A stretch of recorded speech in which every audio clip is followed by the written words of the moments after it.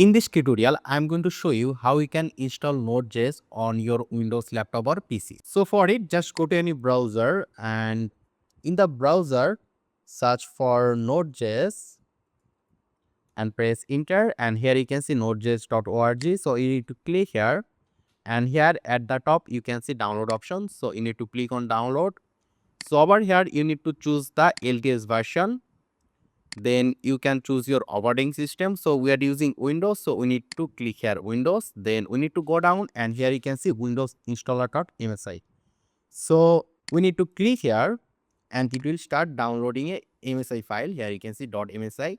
So when the download is complete, we just need to double click on this MSI file, and it will show you something like this. So here we need to click on next. Then we need to accept the agreement. So just check it over here, click on next, and you can choose where you want to install Node.js, but I recommend you to keep the default location.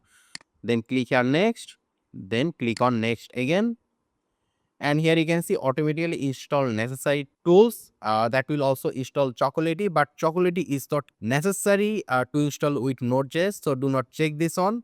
Just directly click here next and click here install. So it will start installing Node.js, and here you can see Node.js installation is complete. So now we can just click here finish. So Node.js will be installed in our system.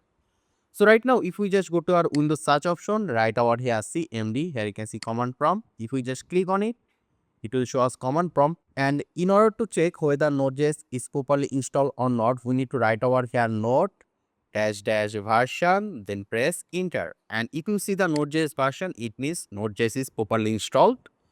So yeah, this is how we can install Node.js on Windows. I hope this was useful. Make sure to subscribe, and I hope to see you in the future tutorials.